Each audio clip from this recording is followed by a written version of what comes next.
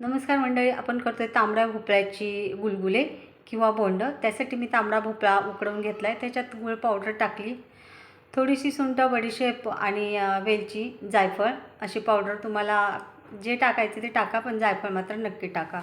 त्याच्यानंतर काजूचे तुकडे पण टाकले आणि बसेल एवढं गव्हाचं पीठ आपल्याला मळून घ्यायचे सैलसर।